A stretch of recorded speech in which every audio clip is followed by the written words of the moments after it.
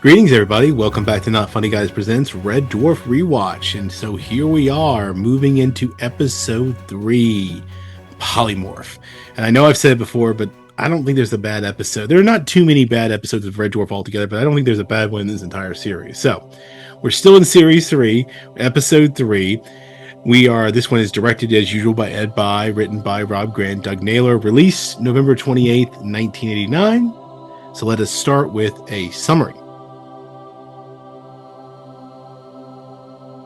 So, summary, the crew have become radically different after they encounter a polymorph, a genetically engineered, shape-changing mutant that feeds off negative emotions. In the crew's case, this is vanity, guilt, anger, and fear. They decide that they're the only two options against the polymorph.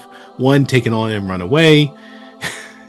2 has always been the cat's favorite number. Anyway, yes, as we will see this play out. So, getting into the breakdown.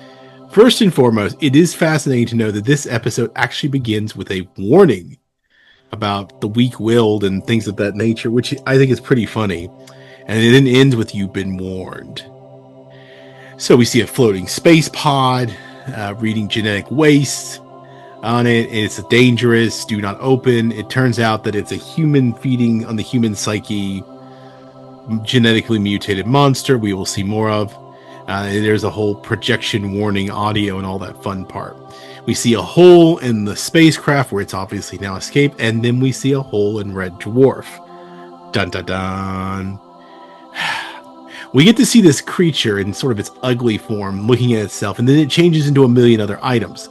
So I wanted to talk about these items because I found a list over here at the Red Dwarf fandom. He's in his Pelagy form. Teddy bear, bucket and spade, pot of red flowers, petunias, Tonka dump trunk, doll wearing long hoop dress, white rotary dial telephone, toy elephant, two-tone hat, baseball mitt and ball, toy boxer, toy drum, yellow lamp, red toy Volkswagen Beetle, roller skate, traffic cone, lampshade, toy penguin with a sign on its belly, piggy bank, Ken doll, a blue potty, an alarm clock, a tennis ball, a tennis shoe, a large pot, a yellow kosh ball, a floor scrub brush, a bucket with it on its side, a tiny blue toy whale, a statue of Indian origin, and an incandescent light bulb, a red old style horn, bell end down, a yellow ball, red sock, and finally a white fluffy blanket. Now, this is not the complete list. There's more here, but it will turn into more things later on. But this is where we go, where it hops off, and then, of course, it turns into a ball. Red and white blue basketball, to be specific. So now we find Lister in his quarters pouring chili powder. He takes out a measuring spoon, and he presses the rest of it into a bowl. He's mixing. Apparently, he's cooking. Crichton comes in to do the vacuuming. Apparently he has add-ons that go in through his crotch and his groin socket. This is where Crichton tells him he can whip up eggs with his groin attachment, whip them up, but no one wants to eat them. Cat arrives in the corner. Lister tells him it's DEFCON free for this meal. And apparently all the cutlery and everything he's using is from the medical unit. He's like going, "It's been clean," and the cat is like, not into it. In fact, he even mentions at one point that the scalpel he's been given as a knife looks like something that they would have used at a brisk for a circumcision in the Jewish culture. How the cat knows about that, I don't know. Even the fridge is from the medical bay and stuffed full of things using medical bay supplies. He throws this giant mess in the white microwave, which then pops out a meal, of course. He's made kebabs. He offers to put lemon juice, but he's using a syringe used to artificially inseminate cows. And this is when the cat loses his appetite. Cat even calls the meal more of an autopsy. This is when the polymorph arrives, bouncing into the room just as the cat leaves. And while Lister's not paying attention, it turns into an extra kebab on his plate. Meanwhile, Crichton, who left to get a replacement after he thinks he sucked up a penny into his vacuum attachment, finds Rimmer watching vids. Watching old videos, talks about his old brothers, John, Frank, and Howard. They were the three musketeers, but they let him be the Queen of Spain. And then on the screen, he's basically watching himself being tortured, and there's his mother. And apparently he talks about the pranks they played on him, including putting a landmine in his sandpit. When we see Rimmer's mom, Crichton first accidentally thinks, is that your girlfriend? He's like, no, that's my mother. And then he says, oh, that old trout, he calls her a fish, basically. And then Crichton gets insanely guilty about it. And as he continues this, he gets continued to consult her. And apparently his mother is reading Good School's Guide or something, very prudish, as he even says. Rimmer himself says this. She despised fools and idiots, which is probably why they didn't get along, he says. Holly tells Rimmer that there's a non-human life form on board. He's pissed at Holly because this is not the first time she's complained about this, and it turned out to be nothing but I think Rimmer's old sock that had genetically mutated. She lost it on the habitation decks. So Crichton is now gone back to Lister's quarters. When we find him, he's had one of the kebabs. One of the other kebabs is a polymorph. It ends up attacking him and then scoots onto the fridge. And he's like having this whole panic, and Crichton doesn't know what's going on. Crichton is helping him. He looks like he puts on a pair of his underpants. It is the thing. It starts shrinking. And so he then ends up on the ground as they're shrinking on him, and Crichton gets on top of him, and it looks like a sexual position. In fact, it looks worse from behind when Rimmer walks in on them. It is the polymorph. He gets the boxers off. They shrunk. He throws them on the mattress in the bunk bed. They disappear, only to reappear as a python snake, which apparently is Lister's second greatest fear.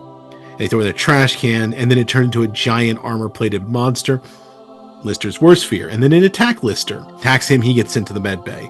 Polymorph, we find out, is from Earth, a genetic experiment gone wrong, designed to be the perfect soldier by feeding on the negative emotions of its enemies. Except it went insane. It's an emotional vampire, and what it has done to Lister, it has sucked out his fear. He wakes up wanting to go all gung-ho. Crichton is then forced to sedate him on Rimmer's orders, and then this is where they debate the idea of option 1, hunt it and kill it. Option 2, run away, which is where the cat says 2 has always been my favorite number, and that's their consensus. So they're planning on locking Lister in the med bay safely, and they're going to get on Starbug and get the heck out of there. This is when one of the first times I think I remember having Crichton quote Space Corps directives, which we'll get into more of those. This is not the last time. And then Rimmer says something about never face down an enemy who has more teeth than the Osmond family. Now this is when they then get to the cargo bay, and they have kind of what feels like a reference to the 1986 Aliens film, where they're like, it's here, it's somewhere, they don't know. And they got their heat-seeking bazookas. They're planning on like sort of shooting their way out if they can. Which is strange because I think like they've gone back to option 1. But cares. They at one point the cat they do shoot. Cat and Crichton shoot. There's nothing there. Rimmer saw nothing, but they're heat seeking, and so now they come back at them. And Rimmer's like, "Why would it come after me? The heat. I don't give off any heat, nor does Crichton." And the Cat's like, "Ah!" So now they're homing on the Cat. He's running for his life. He ends up trapping them in an airlock, and like, haha. When he does so, all of a sudden the polymorph shows up. This time it's a beautiful woman. She finds the Cat, charms him up. He then introduces himself. He says, "Hi, I'm the Cat." And she says, "Hi, I'm the genetic mutant." And she steals his vanity. This is all while Crichton and Rimmer are trying to find him. Crichton finds the Cat first. Polymorph then arrives as Rimmer and basically pushes Crichton's guilt to the max and then steals that. The real Rimmer finally shows up. Has no more guilt. He's rude as hell to Rimmer.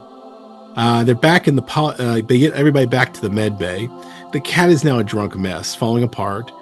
Crichton doesn't care, and we find in the med bay that the polymorph has transformed itself into Rimmer's mother, and that she slept with Lister 5 times already.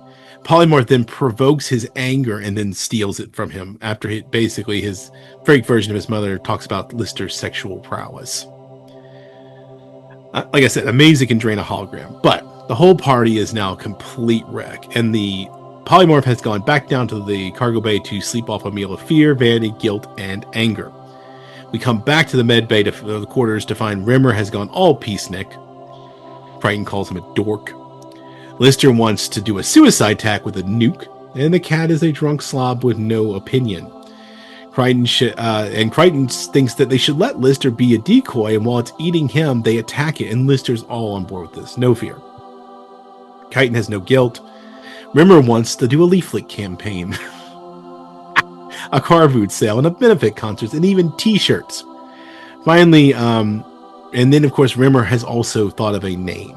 Either the League Against Salivated Monsters, which is his proposal, or his fave, the Committee for the Liberation and Integration of Terrifying Organisms and Their Rehabilitation to Society, which has the unfortunate name of having a female body part, the clitoris. Yeah, big drawback. Big drawback. Sorry for you if you have any children. They heard that. It's okay. It's an actual biological term. We're not being sexual. Lister leads them out to basically go fight, and Rimmer basically wearing shorts and sporting. I'm pretty sure he's wearing sandals and glasses. He's just a total hippie. And they go back down to the cargo bay.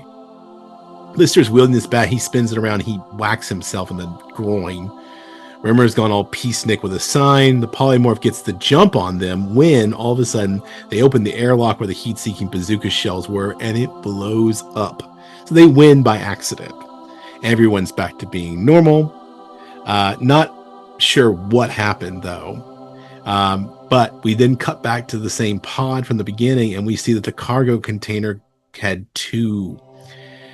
As we see the crew walk by, there's an extra Lister with them in tow, and that's where we cut to the end credits as we zoom in on his face.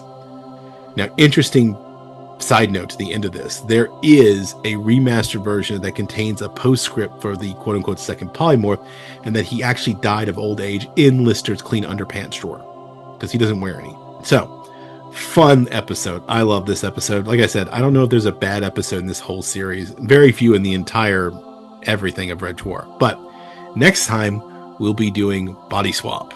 So, I hope you enjoyed that. If you didn't, tell me. Tell me what I can be doing better. I want to know. I'm doing this whole introduction, summary, detail breakdown. You think I should change it up? You can write me. In fact, you can write me at notfunnyguys.offthereels@gmail.com. You can see that below, or you can check the description. The description also contains ways to reach us and find us on social media. We much appreciate follows, likes, shares. Same for this episode in this series. Like, share, comment, the whole work. Subscribe. Should do like Charlotte Dobre, one of my favorite YouTubers. Subscribe. You know, save that for the end. We'll save that at the end. Let's do the end. But if you want to check out the rest of our materials, we have our Off the Reels series podcast. Not Funny Guys presents Off the Reels, where we talk about movies. We're currently working our way through the political drama that is Star Wars, and hoping that we don't get crucified by the fans and the fandom.